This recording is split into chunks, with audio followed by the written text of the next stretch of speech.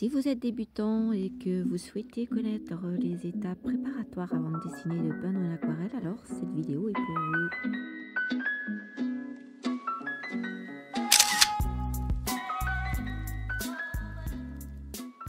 Pour vous entraîner, je vous conseille de choisir un sujet simple. Aujourd'hui, j'ai choisi cette branche avec ses feuilles et ses baies. Si pour vous c'est difficile de commencer avec un sujet réel, choisissez alors de travailler d'après photo.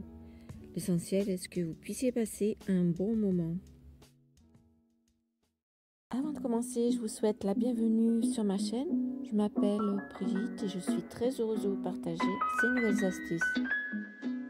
Alors, la première étape, c'est le dessin d'observation. Le dessin d'observation consiste à observer et même toucher si c'est un sujet réel pour pouvoir saisir les formes, observer les ombres, la lumière, sans oublier l'espace négatif parce que ça peut être une aide très précieuse pour dessiner. Et maintenant, commençons par les baies. Lorsqu'on observe la baie, c'est rond.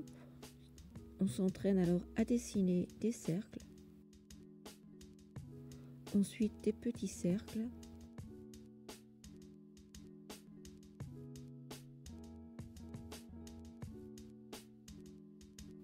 et on peut également dessiner une baie plus grosse pour lui ajouter des détails. Vous pouvez également vous aider pour dessiner d'une échelle de valeurs, pour ajouter les valeurs, les différentes valeurs telles que les ombres, la lumière, ce qui donnera vie et forme à votre sujet. Et maintenant, je vous donne une petite astuce pour dessiner des branches. Donc, vous dessinez des spirales ou alors des traits en va-et-vient.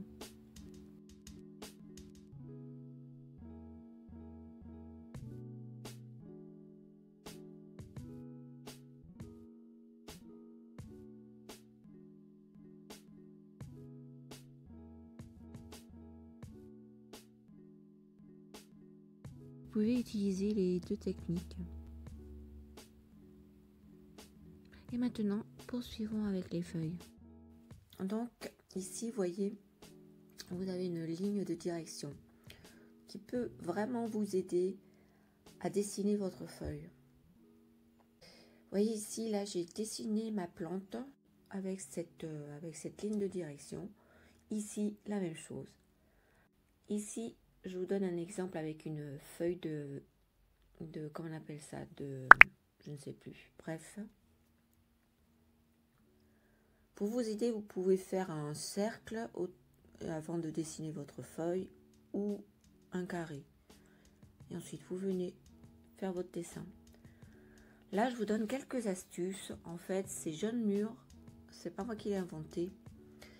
Il fait donc, il découpe dans du papier transparent des feuilles, des formes de feuilles, qui peut ensuite vous aider à visualiser la ligne justement de la feuille.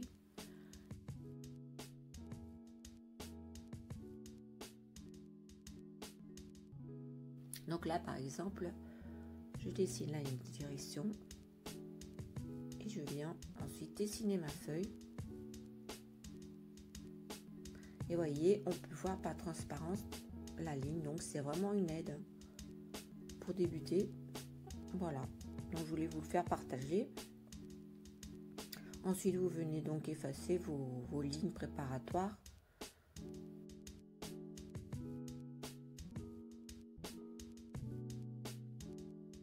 Là, je me suis trompée, donc là, je vais recommencer, j'efface et je vais repositionner ma tige au bon endroit.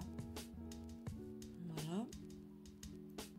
Vous voyez, avec la ligne de direction qu'il a. Ensuite, vous ajoutez vos détails.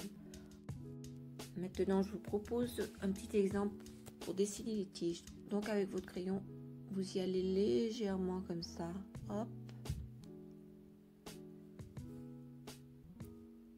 Et vous ajoutez vos feuilles. Donc là, moi, je fais des cercles ou des ovales. Vous pouvez faire des carrés. Et vous dessinez votre feuille à l'intérieur.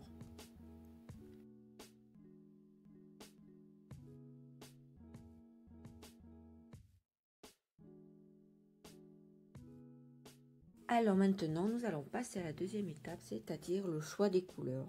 Alors pour les couleurs, vous pouvez vous choisir d'un nuancier de couleurs. D'ailleurs, vous pouvez aller voir ma vidéo. Ou alors d'un cercle chromatique de vos couleurs.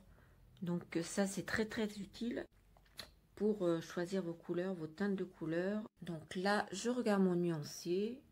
Je regarde à peu près la couleur de la feuille. Ici, j'ai ressorti mes couleurs, les mélanges de vert.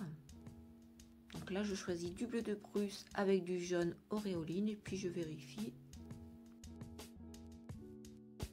Maintenant, vous avez vos couleurs de base pour peindre. Et à partir de ces mêmes couleurs de base, vous pouvez jouer avec les valeurs de vos couleurs, soit en ajoutant plus de pigments pour accentuer la valeur, ou alors plus d'eau pour une valeur plus claire. Vous pouvez également utiliser donc les couleurs complémentaires aussi. Par exemple, la complémentaire du vert, le rouge, la complémentaire du bleu, l'orange. Ou alors ajouter plus de pigments à votre préparation, par exemple pour les baies, plus de bleu que d'alizaride, et pour avoir une couleur un peu plus froide, ou le contraire, plus d'alizaride pour avoir une couleur plus chaude.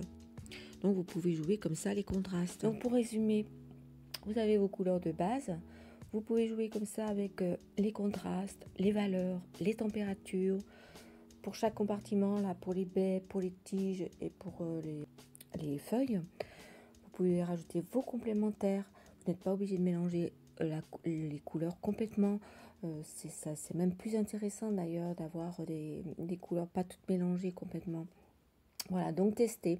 Donc là, j'en ai fini pour ce tuto. J'espère que ça vous aura intéressé. Je vous dis à très bientôt. Je vous souhaite une bonne soirée ou une belle journée. Allez, bye bye!